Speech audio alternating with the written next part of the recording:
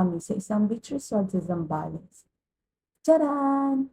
At hayan na nga, lumabas na sa kubo ang sirena. Ako nga pala yan. Nga pala, pipi ang tawag dyan sa tinutuluyan namin. Ayan, inat-inat pa. Kala mo naman bagong gising talaga.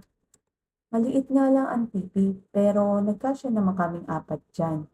Hindi ko na nga lang papakita ang loob kasi mga tulog pa sila. Tara, lakad na nga lang tayo, itutur ko kayo sa paligid ng beach. Papakita ko sa inyo kung gaano nga naman kaganda dito sa Zambales. Nga pala, maraming katutubong ita dito. Sana ako doon. Ita mistisa nga lang. Hay, ang sarap ng simoy ng dagat. Amoy isda. Charot! Eto, lalakad na tayo papunta sa seashore. At dinig na dinig ko na ang tunog ng mga alon. Aba, at nanlalandi ang aga-aga pa. Ayoko pa kayang maligo at sobrang lamig.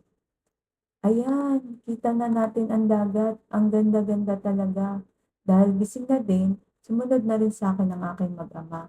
At baka daw ako'y makatampisaw. Hindi ko pa suot ang bathing suit ko. Ay, joke lang po yun. Hindi paliliguin si Ubi. Ayan, narinig niyo yon? Hindi daw niya paliliguin ang anak namin at sobrang lakas na naman talaga ng alon. Pwede ka na mag-surfing ay. Baka gusto nyo. Ayan nga oh, diba? Parang galit na galit ang alon pero ang ganda pa rin talaga tignan. Dahil hindi pa pwede maligo at baka matangay lang ng alon, ibabalik muna ako sa cottage. Salamat nga pala sa anak ko na napilit ko i-video ang likod ko. Ako pala.